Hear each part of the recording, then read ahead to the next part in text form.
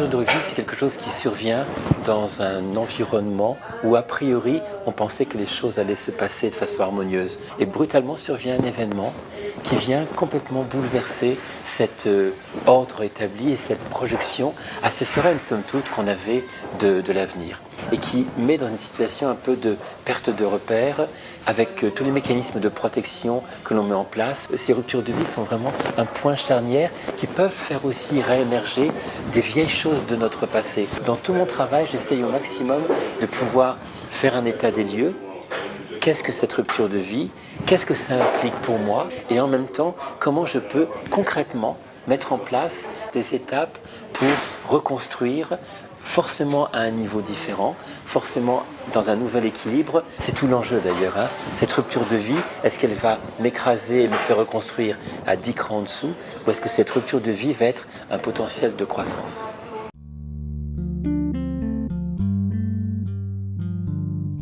Il y a donc 3 livres dans ce début de collection au livre de poche. Le premier, c'est sur l'infidélité et s'inscrit dans un cadre plus global de mes livres qui parlent du divorce, qui parlent de l'infidélité, qui parlent aussi de la solitude dans le couple, le sentiment de solitude dans le couple, la solitude à deux. Le deuxième livre qui sera Comment t'aimer toi et tes enfants, c'est le défi de la famille recomposée. Donc ça, c'est vraiment là encore quelque chose de très très concret, très très précis sur comment éviter des erreurs que presque tous les couples font lorsqu'ils recomposent une famille. Et ce troisième livre, c'est après le suicide d'un proche, comment on se reconstruit après le gigantesque traumatisme de la perte de quelqu'un qu'on aime par suicide. C'est un deuil qui est tellement spécifique, tellement différent qu'il mérite véritablement un regard très attentif parce que c'est une souffrance qu'on ne mesure pas.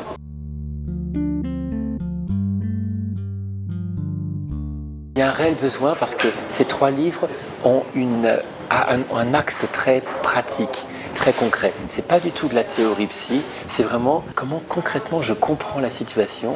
Il y a des étapes, il y a des choses à connaître, il y a des choses incontournables à rencontrer pour pouvoir reconstruire. Mais si on ne les connaît pas, on ne peut pas travailler quelque chose qu'on ne connaît pas. Donc il y a vraiment quelque chose de très précis, là encore très concret, que les gens peuvent s'approprier pour travailler concrètement dans leur vie les difficultés qui se présentent. Et tant pour l'infidélité que pour la famille recomposée, que pour le deuil après suicide, on se rend compte qu'on n'a pas de repères. On nous apprend nulle part, ni à l'école, ni dans notre société, à se repérer, à naviguer de façon, je mettrais des guillemets, mais efficace dans ces ruptures de vie.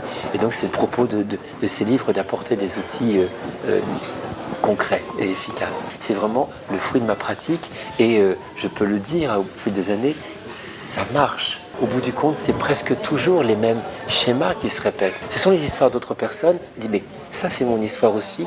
Et on trouve des clés qui sont assez universelles au bout du compte.